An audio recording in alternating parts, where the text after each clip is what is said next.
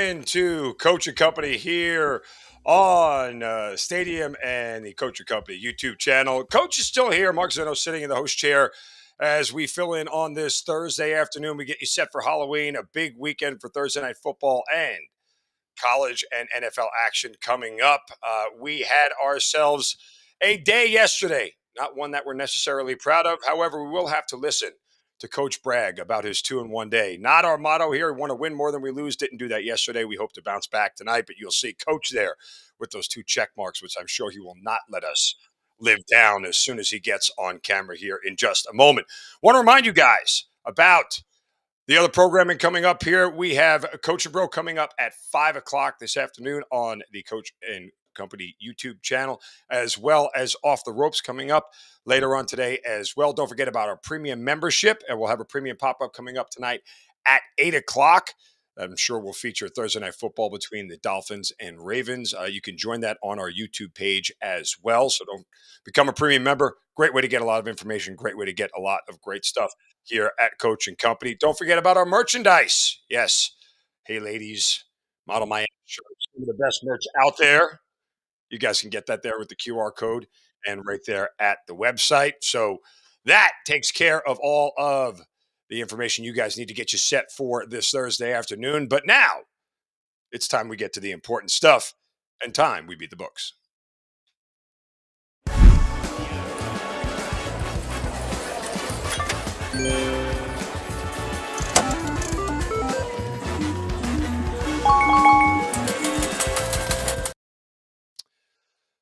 All right, it is Thursday. We have NFL, college football, NBA to get to as the World Series takes night off. And let's welcome in the rest of the crew here on this Thursday as we get started. And I guess it's only fair since, look at him.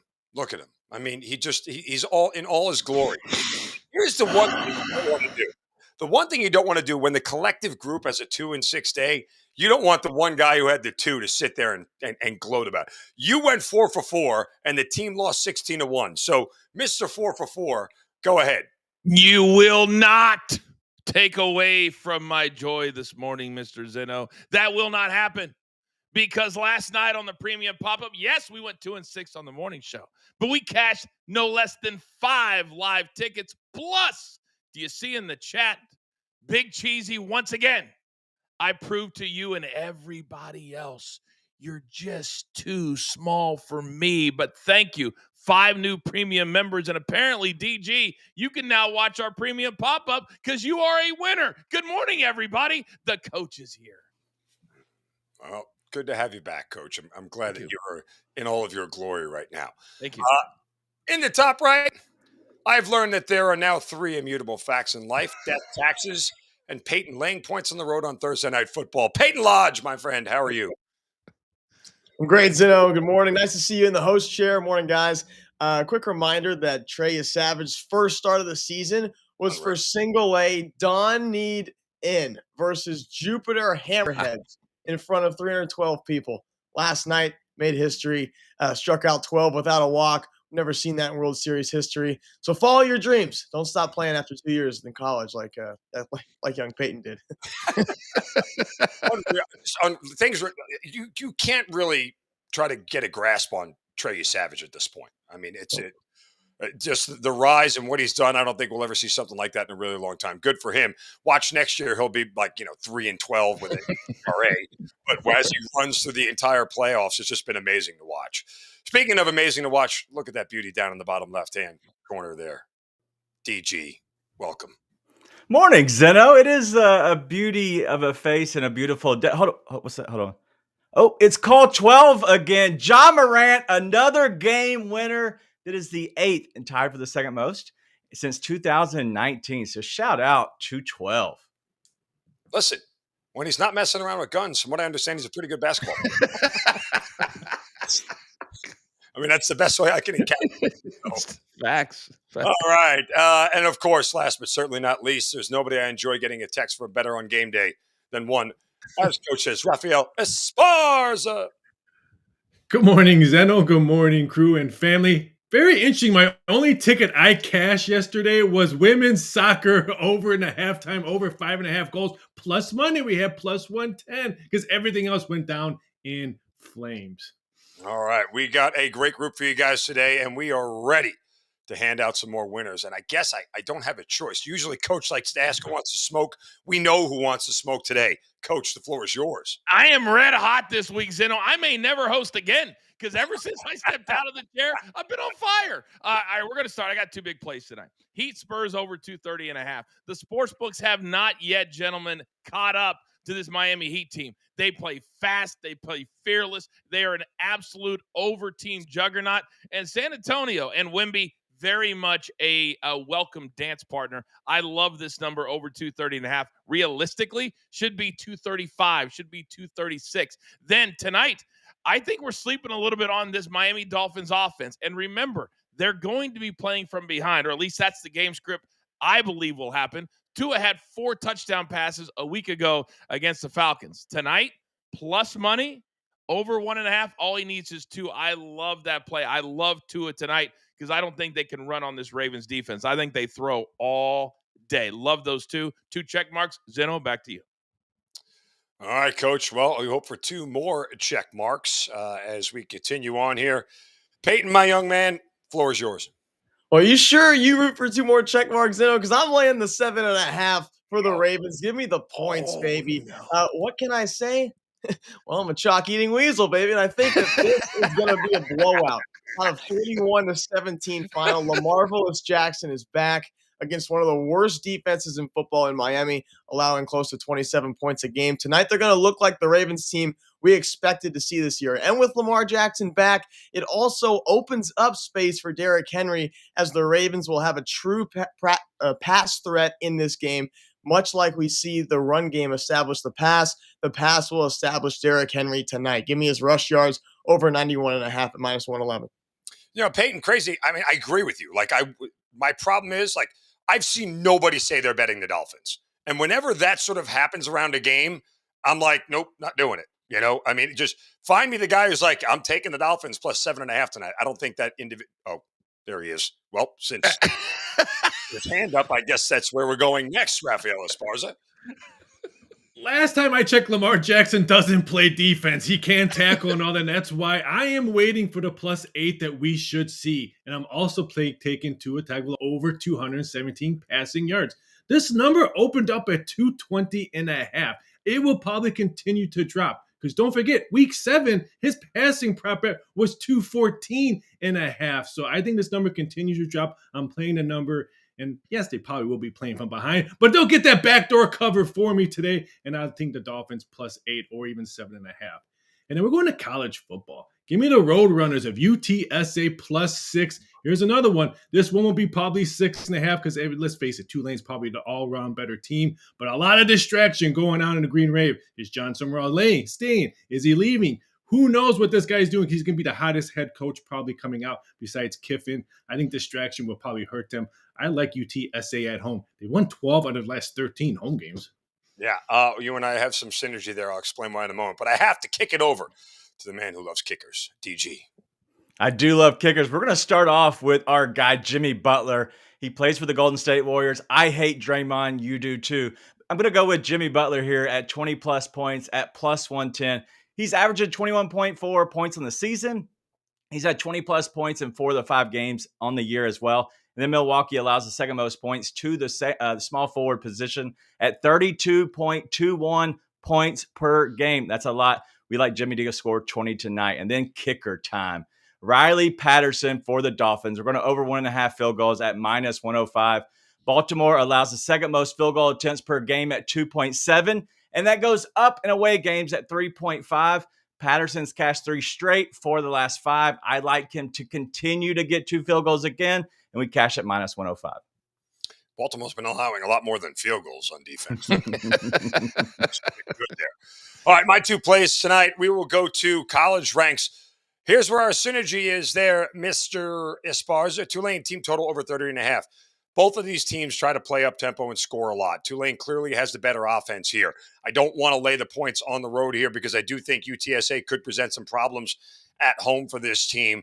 So I'm going to look at a different market, and I'll take Tulane and Retzlaff, the QB from BYU who transferred. Well, he got kicked out. You guys know why he got kicked out, right? But he's now the quarterback over at Tulane. It's a really good offense here. Let's go Tulane over 30.5 here. And I think UTSA will help them push the pace by scoring themselves. And then, oh, by the way, has anybody checked in the NBA about one team who has failed to not cover a game? Yeah, that would be Miami Heat. They've covered every game they've played this year. So what am I going to do, Peyton? I'm going to go play again with the Spurs here tonight, who are actually the better team here. And this is a Spurs offense that looks like it's firing on all cylinders right now. I don't know that Miami can walk into San Antonio and win this game. I think the Spurs, while they may be able to keep it tight, Miami, I think the Spurs end up pulling away late. And we'll back Wemby here and the Spurs to cover this. Anything under 2 possessions is a window that I'm interested in here. So give me the Spurs -5.5 tonight. All right.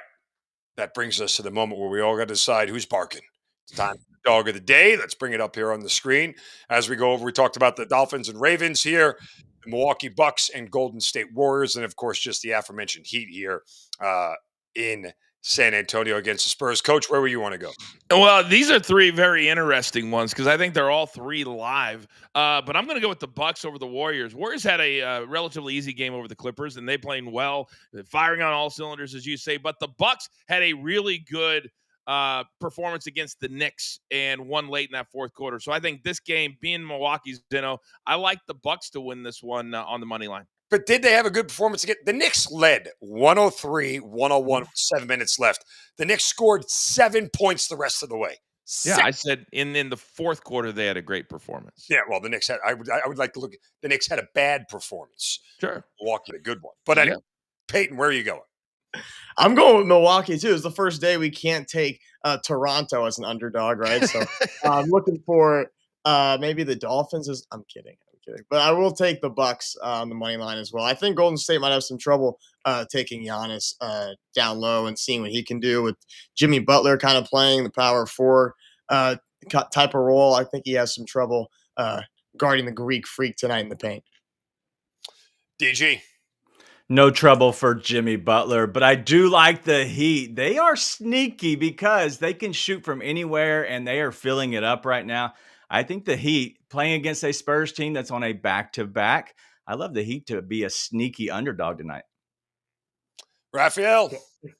Am I the only one that's going to take the obvious winner on the board? Give me the Miami Dolphins. They won in Atlanta as a dog. The Blue Jays won yesterday in Dodger Stadium. Can you guys see a trend here? Give me the Dolphins. And do I have to be the deciding vote here? Because obviously I'm not on the Miami Heat, and I already bet the Golden State Warriors 2.5. So the Bucks are covering. That leaves me with the Dolphins here as the Ravens go over 30.5. Their team total. Also a bet that I'm on here. I don't think the Bucks are that good. I think tonight Golden State is just a better defensive team, and even though they are in Milwaukee, I kind of would probably lean on Golden State here. But I also think that there is a world where the Dolphins get this right. Like, what is there a world where the Ravens still sputter offensively with Lamar? Does it take him a quarter or 2 to get going, and Miami's allowed to hang around in this thing? It's a dangerous spot here on Thursday night. You never know how teams are going to react. Lamar might be fresh, but his teammates aren't. And that's, those guys played a game 4 days ago, even though Lamar didn't because he chose not to, because that's how Lamar rolls when he doesn't want to play. All righty. That does it for our dog of the day. So most of the guys are going with the Bucks, and then Raph and I will be out on our island with the Miami Dolphins. All right. We have got a lot to do. Quick correction here on some programming notes. Off the Ropes is from 2 to 4 today. Coach and Bro at 5 o'clock. Make sure you guys check those out as well. We are all ready to go with all of our plays. Up next, will the Ravens defense get fixed? And can they right the ship? We'll have answers to that question coming up next. Stay with us right here on Coach and Company.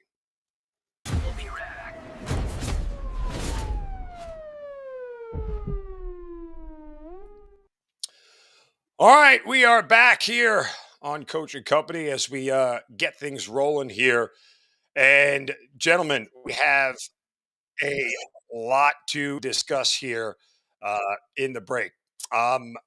Terry Rozier and Chauncey Billups, who are now suspended or on administrative leave, if you will, which is always a good place. I've never been placed on administrative leave, and I hope at one point to do it because I like to be paid not to work. Either that or get fired from a college football coaching job.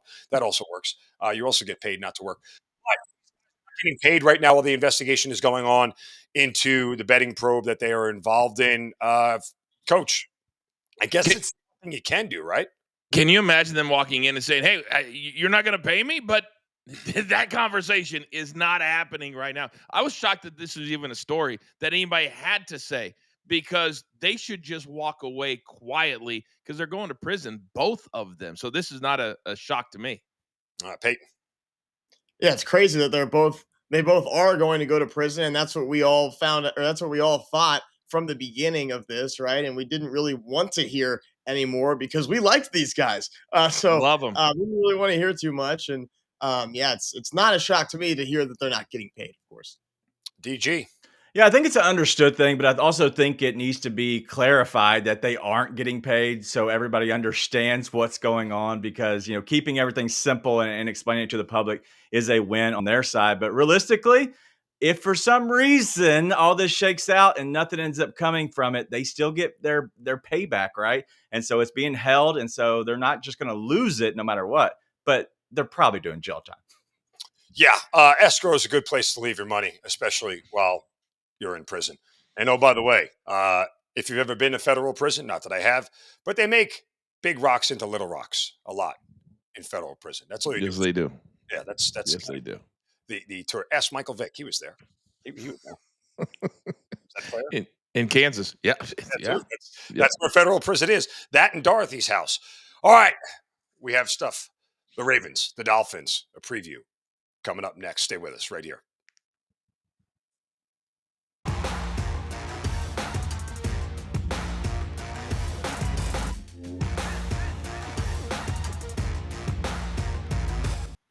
And you know what time it is. It's Thursday. It's time a little no filter. But today's a special day because, ladies and gentlemen, you are staring at the newest head coach of the Berlin Thunder in Berlin, Germany, in the new league called the EFA.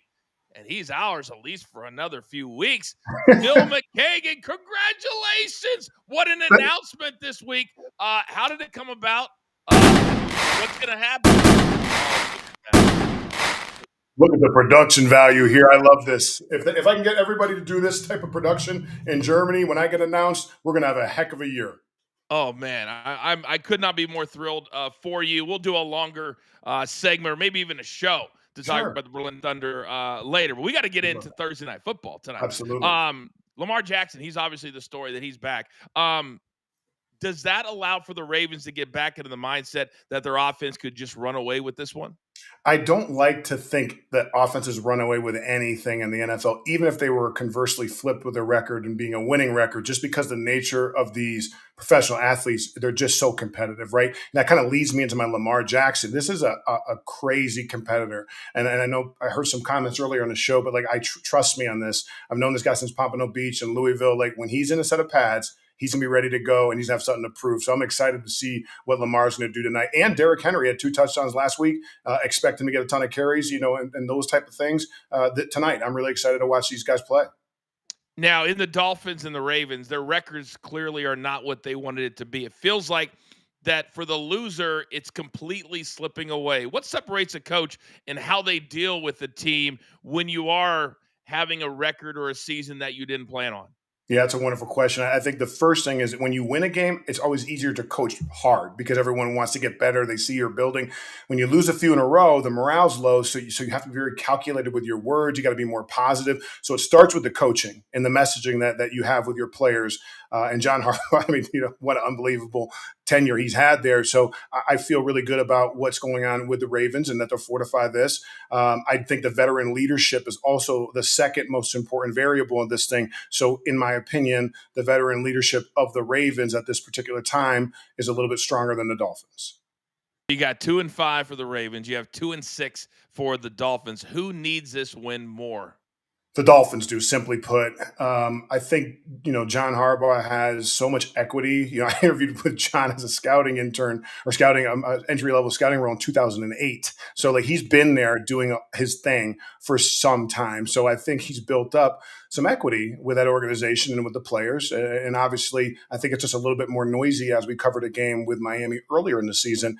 I just believe it's getting noisier and noisier, and it's more difficult to quiet that noise if you don't have the trajectory and track record that a Harbaugh has. So you've got all that noise. You also have a short week, which doesn't always help you when you're trying to get things right. What do you say to a 2-win team in week 9 on a short week? Yeah, like I was around Dan Campbell when he took over for Joe Philbin. So I thought the messaging was sensational. It was about simplifying it, playing fast, playing physical, getting back to the joy of the football game. So whoever can message that around those players and not be so results oriented from the end of the game, but on a play to play, basis, just worrying what you can control on each and every down. Whoever can get that message across, whoever can execute that the best, that's who's going to win this ball game. All right, it's going to be a dynamic Thursday night. I think these are two big brands that have not had good weeks. Real quick, before I get you out of here, when are you going to be announced as the new head coach? Is there, like a big game coming up in Germany or something? There's a small game over there in Olympic Stadium. I don't know if you guys know Olympic Stadium, for you guys who don't speak German fluently. I don't, but my wife does. But we're going to be there where Jesse Owens ran and won all 4 gold medals. That'll be the Falcons taking on the Indianapolis Colts, the Lou Anarumo and Miss Ursay and the gang over there. So we'll be announced at that game on the 9th, and then we'll be back here on the 15th, and hopefully I can fill you guys all in and all of the pageantry and all the fun that we had over in Europe. I cannot believe that we have a head coach from Berlin Thunder on our show. Just our little coaching company, Slice of Heaven over here. There's the World Bowl ring from 2002. Wow. It's a full circle moment for you, big I love dog. that. Could not be more proud of you, man. Sincerely. Thanks, buddy. Sincerely. Thank you. That's awesome. He is the one and only Coach Phil McKagan every single Thursday. It is no filter right here on Coach and Company. Now it's time for a little front page news.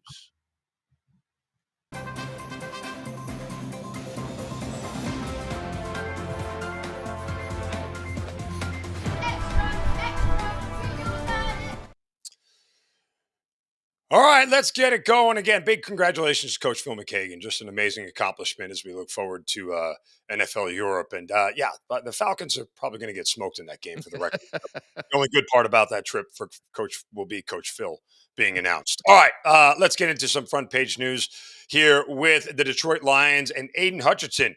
He's a rich man. A very rich man right now. Signs a 4-year, $180 million extension. $141 million guaranteed is a record for non-quarterbacks. This is a guy who a year ago had his knee wrapped up after tearing his ACL and just bounced back from the injury just in amazing fashion here, Coach. But these things are always a product of the market and the timing. But if there's a player who kind of deserves it and certainly changed his position for the better, it's Aiden Hutchinson. You just hit the nail on the head. These are the stories that we love, Zeno, that are a no-brainer, that you walk in and one side's on one side of the room, the other side is, oh, there it is, I sign it. That's how easy this was. He was a star at the University of Michigan. He had to go all of an hour. His dad was also a star in the state of Michigan. This was as much of a no-brainer decision for the Detroit Lions as they've ever had. You're not going to hear one person go, oh, that was too much money. This dude is great on the field. He's great off the field. He's marketable. His family is at every single game. This was absolutely not a shock, just a matter of when, not if. And Peyton, the interesting thing about this is the Lions have paid their quarterback. They've now paid Aiden Hutchinson. They've paid Amon-Ra St. Brown. They're starting to be able to show how to spend money wisely in a salary cap world. Yeah, without question. And it's about time they gave this guy the bag he deserves. It's always a little awkward, playing for your team and you haven't really given that guy the extension that he deserves yet. But when you go out before last week and you have 6 sacks in 5 games, recovered a fumble, forced 4 of them, you need to pay that man, and you did. So this is a lot of money, but this is the best D-end in the game, and we just hope he remains healthy and Detroit gets their money's worth with this one. DG, I mean, as Peyton said, probably one of the best, if not the best in the game, and it's crazy what the going rate is now for these guys, but obviously well-deserved for Aiden. Yeah, and he's very good, obviously. Everybody understands that part. And coming off of an injury, he still gets paid, which is huge. But let me play devil's advocate at this point because they haven't won the Super Bowl, right? And so they're starting to pay their players. It all is good out there in Detroit until they start losing and can't put a good team on the field because they're paying their big names too much. And so I think time will tell on this, but I think it's smart to go ahead and lean into your guys have gotten you there to this point. Well, look, if you win the whole thing, all is forgiven, right? Good point. That's the ultimate elixir for all of this. You could pay anybody anything you want. When you win, nobody cares. When you lose, people have problems. Now, speaking of winning, the Lakers keep doing that without that LeBron guy, and they also did it without that Luka guy because, well, Austin Reeves is now basketball god. After another outstanding performance, 28 points, 16 dimes as the Lakers win again. Coach, I mean, I think we talked about it earlier in the week. Is Austin Reeves a good number 3, right? Is that the question we asked? Yeah. And I think it's pretty obvious that when they go out without those other two guys, that's who they're looking to. There's always a game plan, guys, in basketball. It's not like he's lucking into 50 some odd points. He's not lucking in to 28 points and 16 assists last night. They're running plays for him. And then to hit a game winner the way that he did, this could be a blessing in disguise. You're learning how to play without your two stars. So when they come back, whenever that is, they're going to be just that much better. I love Austin Reeves, and I love what he's doing. Peyton? Yeah, he's been the Lakers' go-to guy now after AD and LeBron were out last year, but now it's LeBron and Luka. So the Lakers still have two stars, but they're both pieces of glass again this year. And Austin Reeves is liable for 30 and flirting for a triple-double any night those two aren't playing. And how does he do it? Well, Luka's not putting up 30 shots a game. When Luka plays, there's about one or two other players that get double digits in shot attempts, not points, shot attempts. And I think they move the ball a lot better without Luka and play much better defense without him. And that's how we got to see AR-15 go off, whether Luka doesn't play. DG, I guess the question is it sustainable for Reeves? I mean, I'm old enough to remember Linsanity, which was a thing for about a month until it wasn't a thing. So AR-15 can keep firing until he runs out of bullets, I suppose. I love him. And out of Oklahoma, a friend of mine put me onto him very early, and we started watching him, and I saw that he had a lot of potential. It just goes to show that the NBA is loaded with talent. Like a lot of these guys who are the 3, the 4, like they can still show up and be the 1 if you need them to be. The issue now in Lakerland is going to be whenever you get your big hosses back, when Luka and LeBron come back, he's not getting the shot attempts. You're not winning. And so the fans start, kind of rumbling a little bit saying, hey, well, when y'all were out, Austin Reeves was winning because he was doing the things that he can do. I think there's going to be a lot of stuff that's being talked about after they come back. Yeah, again, I look at the Lakers as they're currently constructed. And the biggest question to answer about them is this the same Austin Reeves you're going to get in late April into early May when it actually matters? It's a long way to go.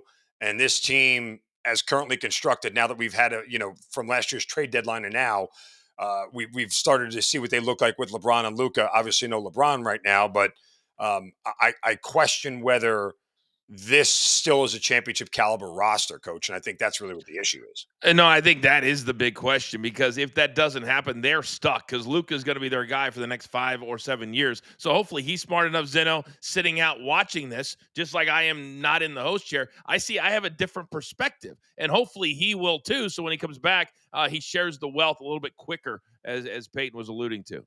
Peyton, 30 seconds real quick. Do you think this is a roster that is championship caliber at this point? I don't. And as far as Austin Reeves is concerned, depends who's healthy down the road, but he needs a little more production than what he gave in last year's postseason, about 12 to 20 points a game. Hopefully he gets more shot attempts towards the end of the year. In the meantime, DG, we could just keep playing his point total over and keep cashing tickets. That's what we'll do. We'll just cash the tickets until they come back, and then we'll kind of step away after Luka gets back on the court. Yeah, curious to see how the market will adjust with a guy like Austin Reeves, and when they get too overinflated and we start coming back to play the unders in that. All right. Up next, a deep dive into Thursday Night Football. Where is the best bet you can make in the prop market? Lamar Jackson, Tua Tagovailoa, a whole lot more. We'll go through all of it coming up next right here on Coaching Company. Don't go anywhere. Thursday Night Football preview. Numbers from Rafael Esparza all up next right here.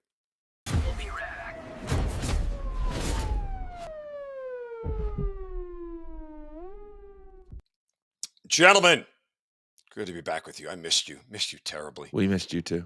I know. It's it's fun being in the power chair for once, Coach. I'm starting to feel all of your energy and your vibes. Right? Play this smackdown on somebody at some Let's point. go. Just get right in Coach's face and let you know who the boss is today. Okay, turn that hat around. Oh no. Anyway, bad news in the NBA last night. Trae Young, Anthony Davis, both injured. Don't know 100% of what their statuses are. Let's start with Trae Young first. It's an interesting dichotomy in Atlanta here, guys, because Trae Young obviously is everything to their team offensively. But what we've learned about the Hawks, when Trae Young is not on the floor, they actually play that thing called, what do they do? Oh, defense. Yes, defense, which is part of the NBA. If you want to win games, you got to play defense. This is a team that gave up 140 to the Raptors on opening night at home. Coach, is it fair to ask if the Hawks may be better without Trae on the floor? 1,000%. Nobody wants to play with him because he doesn't. It's like that noon game that you guys have at the YMCA, and everybody goes, that dude won't stop shooting. You're like, well, stop giving him the rock. And so that's how the Hawks are right now. And they already paid him, so there's nothing they can do. Peyton. Yeah, they got Dyson Daniels there to play defense for him. They can bring, don't forget they got Alexander Walker, off the offseason, which is huge, a 3-and-D guy, really lengthy. I think he's a better piece for the Atlanta Hawks on both ends of the floor than Trae Young right now. But I love Trae Young. He's my favorite player in the league. DG, I mean, is this possibly better for the Hawks? I don't think it's better. I think during the regular season you can survive, but Jalen Johnson will take over, and I think this will be the reason they win games. If they do, it's because of Jalen Johnson. Real quick, Anthony Davis, Mavs win the game last night, but still AD not in good shape here, Coach. No, and he is what did you use? A piece of glass was the reference that we used. I mean, this dude can't stay healthy. That's who he is. That's why the Lakers got rid of him. Peyton, I mean, are the Mavericks toast without him? Yeah, exactly. 5 games later, we see AD in street clothes. I knew it was coming. Hopefully he comes back soon, though, because Cooper Flagg needs time. Yep. All right. Thursday night preview up next. Don't go anywhere.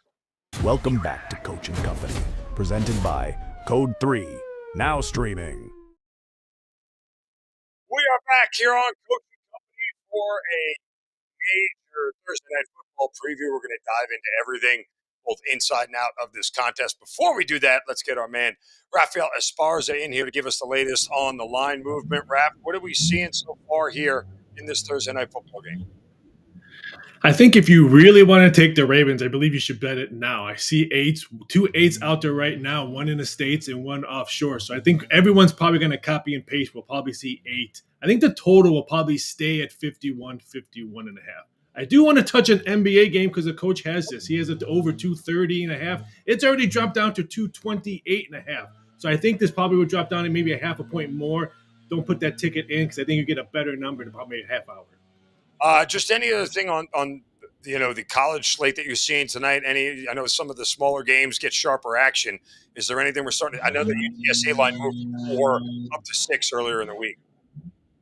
Tulane. I think Tulane will be a solid 7 by kickoff. I think there's just a better team, but distractions may kill this game. All right. Well, listen, we trust you with the numbers. Always have, always will. Appreciate the insight here on Thursday Night Football and beyond. Before we get to Thursday Night Football, wanted to remind you guys about our super sticker. It's a premium member super sticker. It's one that you can get right there. You see it on the screen. So for premium members, super sticker, great way to go. Only $20. And we are going to get you guys some more premium content coming up tonight with our pop-up at 8 o'clock and our premium member pop-up. All right, let's get into Thursday Night Football. Time to kick it off.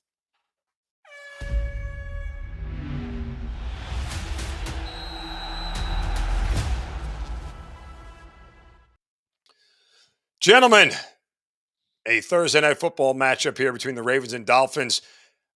4 combined wins between these two teams. Who would have thought that? We would have thought the Ravens would have had, I said 4 combined wins, you would have thought the Ravens have had 4 and the Dolphins had none. But here we are, and welcome to the NFL in 2025. You see the number there. Raph just told us this thing trending towards 8. Total continues to go up.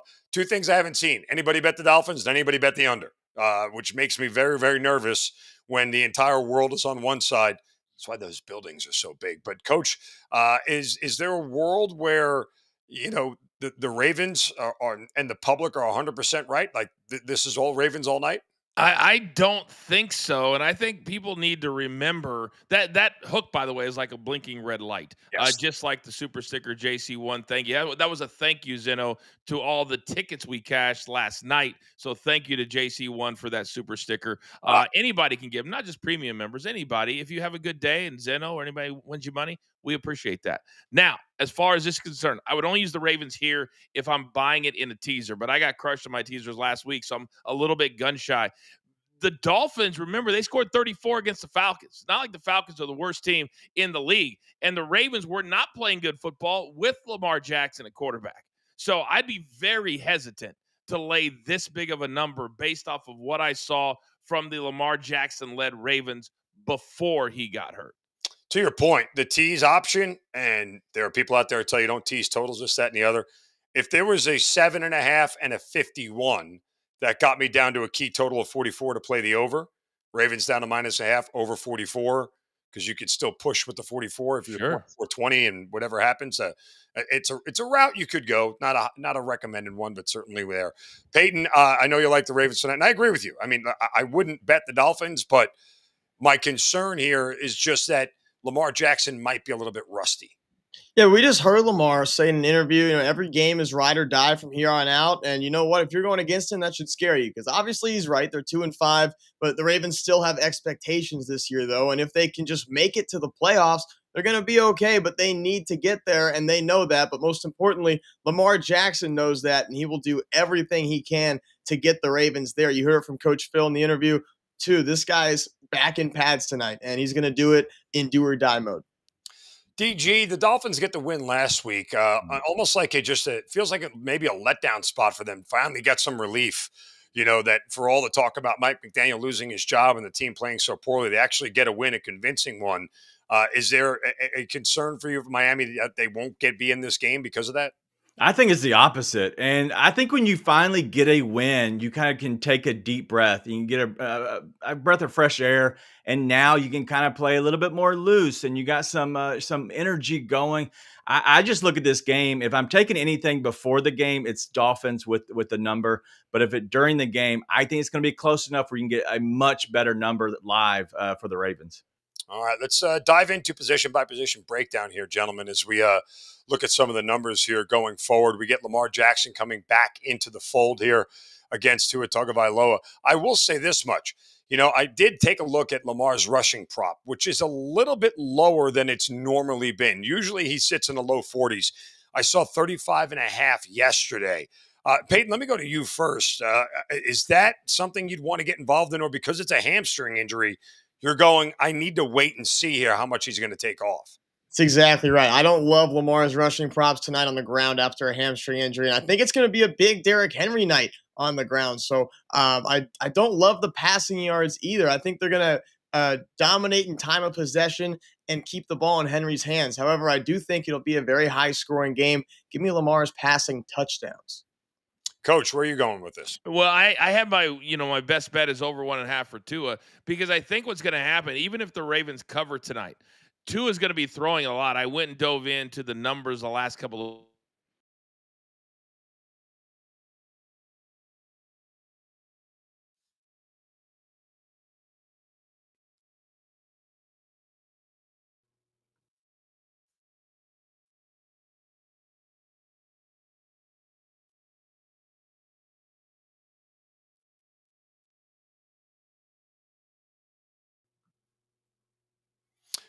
All right, DG, where are you going with this?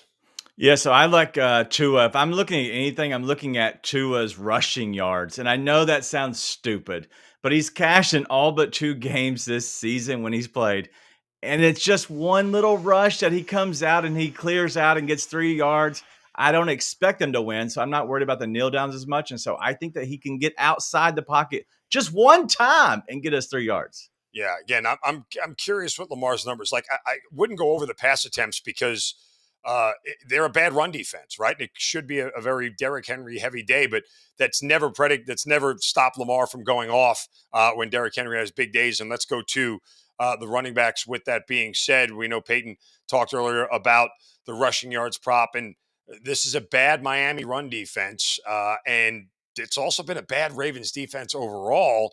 And Devon Shane really has been the bigger part of their offense now that Tyreek Hill is gone. Coach, I mean, would you even look at Devon Shane at a small 57.5 against a bad Ravens front?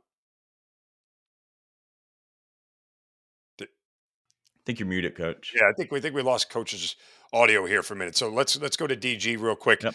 DG, go ahead. Yeah, so I know that HN has ran all over the place. I still think he can get to 57.5 and get over that number. But if anything, I'm looking at the rush attempts for Derrick Henry. I think that they're going to feed him the ball and hopefully pound, especially on a Thursday. You got your biggest guy running them and just wear them down over time. I like the over 18.5 rush attempts for Henry. You know what the problem is, DG? Like, I've thought that for the past couple of weeks since Lamar went out, that they would just give the ball to that guy. They flat out haven't, so I don't know what to trust. Peyton, I know you're on the rushing yards, but anything for Devon Shane, I asked Coach about, that's a low number for a guy who still can produce. I'm going with the classic Devon Achane take here. Just go ahead and grab his receiving yards. He's so good in the open space, and the only way for Miami to get him open in open space is to hit him in the flat, and Devon Achane tonight over receiving yards is the way to go because I don't see him plowing through the Ravens front. I think he needs to get in open space and create some one-on-ones. Speaking of open, let's get to the wide receivers here. It's interesting because Jalen Waddle certainly has filled in admirably since the Tyreek Hill absence. On the flip side, Zay Flowers has stunk it up this year. And I know that because I drafted him in fantasy along with Lamar. So I don't know what to do with Zay Flowers. I feel like he's going to have this breakout game every single week. Coach, it just hasn't shown up. It hasn't. Am I good? Yes. You got me. All right. To me, I'm going strictly on the Jalen Waddle side here because I just don't trust anything, guys, on the Ravens side tonight. Certainly not Zay Flowers and certainly not Lamar Jackson. I think he's going to be a little bit rusty. So you look at Jalen Waddle's numbers. I like his receiving yards. I like his catches. I think he'll get to 7, 8, or 9. He is the guy that Tua is going to look at early and often. Love all of Jalen Waddle's numbers tonight. DG, do you agree?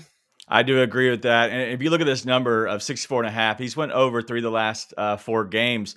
But in the last 5 games, and this is including one game of 15 yards receiving, he's averaging 73.4 receiving yards. I like Waddle tonight. Peyton, Zay or Waddle?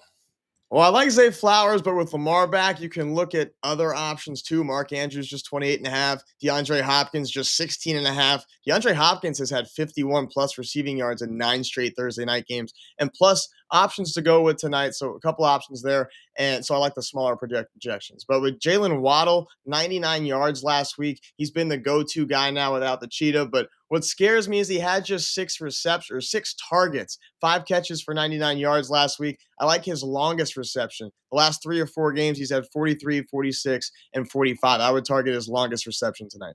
All right, you mentioned the tight ends, Mark Andrews being one of them. Let's take a look at those numbers there for those guys. And again, you know, the other thing too that hasn't happened this year for the Ravens is Isaiah Likely. I know he was hurt in the beginning of the year, but he's never really made it into the fold for the Ravens offensively, and that's something that's waiting for him to sort of pop up all of a sudden. A guy that might be an anytime touchdown because he's the one who poaches touchdowns away from everybody else. There's no doubt about it. And if his toe wasn't an inch longer, we would have seen that in Arrowhead Stadium last year as well. But ever since that non-touchdown, he hasn't done very much at all. But the Ravens and Lamar Jackson, they love the tight end, whether it's Andrews or Likely. So I would lean into Andrews tonight because Lamar's going to need a safety blanket. Is that what they call it? I think tonight he's going to be played very tentative because of that hammy. Get the ball out quick. Tight ends, running backs. Yeah, it's interesting too, Peyton. You mentioned the longest reception. DeAndre Hopkins is at 13.5. He's always good for that long jump ball down the sideline. That's been something that's hit a lot this year. I think I played it earlier in the year on a Ravens game. It was 13.5, and he caught a 13-yard reception, and we missed by the hook. So, yes, good stuff as always. Love it. All right. And listen, this is the joy of doing what we do, right? It is. The future and coming up just short. If I can only do that with lotto number. Big Power 4 discussion coming up next right here on Coach and Company. Don't go anywhere. Back with more after this.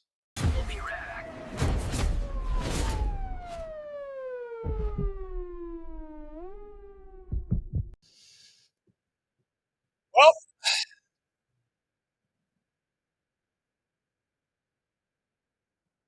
we got the double. We got the double. They say a real man never, never pulls himself out of a game. Well, Carson Wentz did that on Sunday. He was in a lot of pain. Come to find out, he is heading to IR with a torn labrum in his non-throwing shoulder. A lot of consternation about this, Coach. How did you see it? Well, he was getting so much hate online saying, why is he, every time he's throwing the ball, why is he doing this? And then he would get hit, and now all the haters better be sending out those same energy tweets that they were sending out on Sunday. They better be doing that now. He played with a torn labrum. Are you serious? And he finished the game. He never bought himself out. To me, this is incredible stuff, and all the haters better just shut up. DG, have you ever torn a labrum? I have. Okay. Yes, they're one of the worst ones, right? And it's honestly one of the worst surgeries because you're just stuck there. Your arm's got to be out. It's got to heal a certain way. And being around baseball so long, I never did it. Thank God. I probably did. I just didn't know it. But yes, it's a really bad injury and it's something you don't want to go through. And how he threw the ball still with a torn labrum is incredible. Hey, I have not one, but 2 torn labrums, one on each shoulder. I've done it. Wow, really? How painful? How painful is it? It's not as bad as a rotator cuff. I'll say that much. But it was a 7 to 9 month recovery time. So, Wow. yeah, it's not fun. Not fun to say the least. Peyton, when you see a guy like Carson Wentz, I mean, the tears that came out of his eyes, I think to me were emblematic of like maybe it felt like he thought this was his last shot to earn something, to earn a starting job back. And, I think some tears came out of my eyes because I was watching the game and all I was talking about beforehand was Carson Wentz stinks and all this. And now I just feel horrible. It's terrible. And I feel awful for the guy. That was you. That was me. It was you, Peyton. It was you. I was more crying because I had the Vikings plus the points. I knew it. I knew it, Zeno. I knew it. Shot whatsoever. Get themselves back in that game. He looked awful. The entire Vikings out. He looked horrible. Not gonna Horrible. be better this weekend either. So more to fix with the Vikings. Power 4 discussion up next. Stay with us. Welcome back to Coaching Company, presented by Code 3, now streaming. It is Coach and Company here on the Coach and Company YouTube channel. Make sure you guys stay locked into all of the great programming. We got Coach and Bro coming up today from 2 to 4. I'm sorry, Off the Ropes coming up today from 2 to 4 and Off the Ropes up at 5 o'clock right here on the Coach and Company YouTube channel. Let's welcome the crew back in here for our Power 4 discussion here on, Coach, I want you to kick this off here because – I am curious where you want to go with this. Well, I think because tomorrow night Memphis plays, and it's an interesting thing now that you have a Power 4 instead of a Power 5, and there's going to be at least one of these group of 5 teams that make it in. And we've kind of been sleeping on this whole discussion the entire fall because you have Memphis, Tulane, and South Florida that by percentage it's going to be one of these 3 teams. Well, Memphis just got a win over South Florida a week ago. South Florida early in the year, they look great beating Florida. And then Memphis plays Tulane next week. So it's a round robin. And I'm just curious as to who everybody thinks will ultimately be the team that cashes this ticket for the playoffs in 2 months from now, less than 2 months. DG, the South Florida win over Florida was the real feather in the cap for them against a major, school. So I'm curious if you think that's enough, given that Florida's kind of obviously fired their coach and come down, if you think that's enough for them to push them over the top as the highest ranked Power 4. I think that you can look at Memphis because Memphis has now beaten South Florida. South Florida beat Florida, but also Memphis beat Arkansas. I don't put much stock in Arkansas being that good, but if you had to compare the two, I think Memphis gets the nod over that. Memphis, they're notorious, are going to just somehow have it all right in front of them and just bite the bullet at some point. They're probably going to lose to Tulane next week somehow, some way, and this won't be a discussion. But right now, my pick would be Memphis. Why do you have to do that? Why do you have to bring your own personal feelings into this and drag us all down? It happens. Why can't Memphis have good things? I don't know. I ask myself that all the time. Peyton, where do you lean? Who do you think is the group of 4 school here?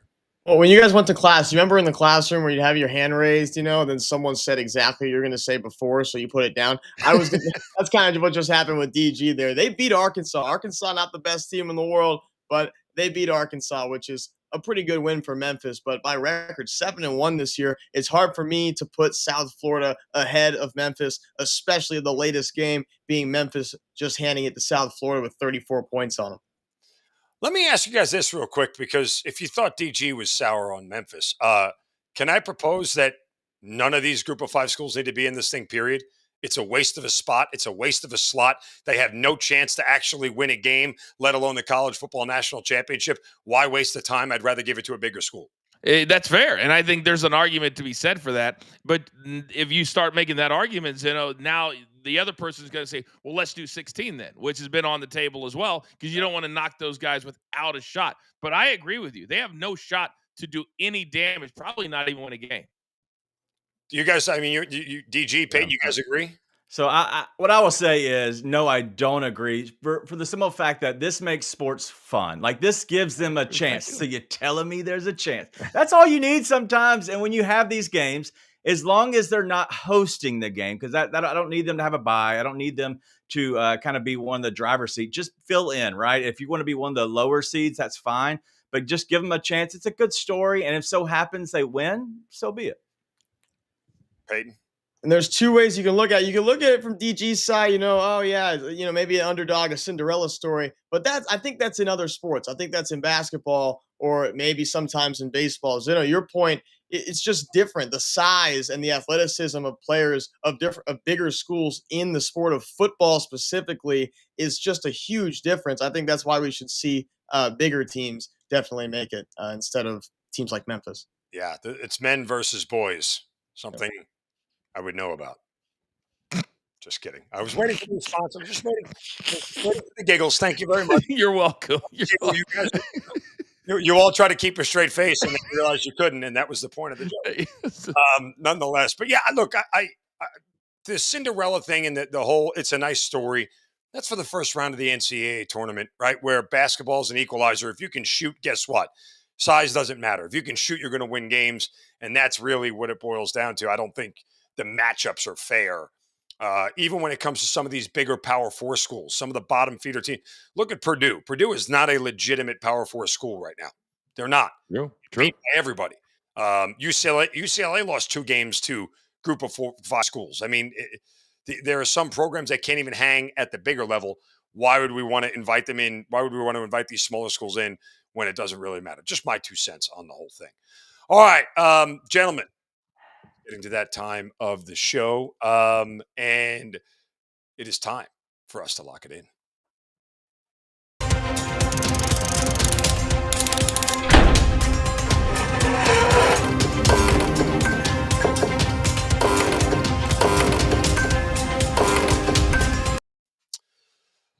All right, gentlemen, you know how we do it. One last round for the folks who missed the beginning part of the show.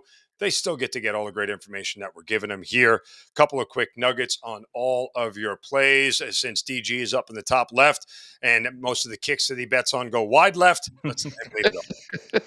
Let's go with Jimmy Butler, 20-plus points here at plus 110. This is an alternate line. His number is at 18.5, but I liked it up because the value there at a plus money is even better. Him averaging 21.4 points per game on the season.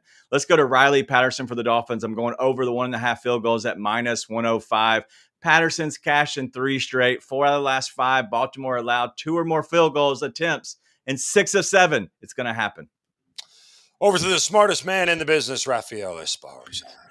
We're going to take Tua Tagovailoa over 217 passing yards, opened up at 220.5. And what does Fanatics do? They posted 215.5 when you guys were discussing. So I'm just going to wait and bet this one because I'm going to get a better number probably in an hour or 2. Can you give me UTSA plus 6? Could see 6.5, maybe even a 7 pop up because all the public money will be on Tulane. And I'm looking for distraction money. I want chaos. Give me the Roadrunners. I really don't like your attitude sometimes. Coach, speaking of not liking attitudes, there you go. Appreciate that. Thank you, Zeno. Heat Spurs over 230.5. The Heat, the sports books have not caught up to them yet. They're a different team. They're playing fast. Spurs will play fast with them. Love this number. It's coming down, according to Raphael. Then Tua, he had 4 passing touchdowns last week. I think tonight's going to be a shootout. I think he gets at least 2 at home. Love Tua tonight. Peyton, get us home. All over the Ravens tonight, just like the public. Sorry, Zeno. But because, Lamar's back, and I think he opens the field up a little more for King Henry. I think they're going to be all over time of possession tonight. I'm taking the Ravens to cover the 7.5, and as well as Derrick Henry over 91.5 rushing yards. Listen, I don't mind you being with the public, but you're too cute to be with the public, okay? So I want you to stand alone on your own. You are one Peyton Lodge, and just remind everybody of that as often as you can. Raphael likes UTSA. This is correlated if you look at it through the right lens, a.k.a. if you're full of it. But Tulane's team total over 30.5. Look, I think UTSA can score in this game here. To Raf's point, that should push Tulane to keep scoring. This is the better offense in this game.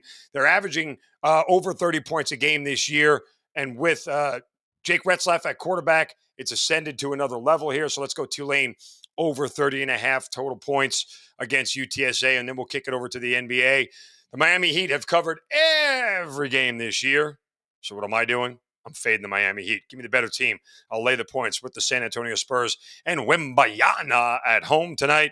Spurs -5.5. That is all the plays that we have for today. And before we get you out of here, let's turn it over to the man who makes us smarter, Raphael Esparza. What do we got? We're going to Thursday Night Football because each of the Miami Dolphins' last 9 home games all have gone over the total. Grab the 51 because they're still out there because 51 will not be there by 2. Yeah. All right. That does it here for this edition. You know what we're supposed to do, right? Like Coach tells us, I want you to grab all these plays. You run right to the pay window and get them all locked in, and we will have ourselves a better day than we did yesterday with 2 and 6. And please, if we go 2 and 6 again, let it be anybody else who gets the 2 right. We don't need the smoke from Coach tomorrow morning.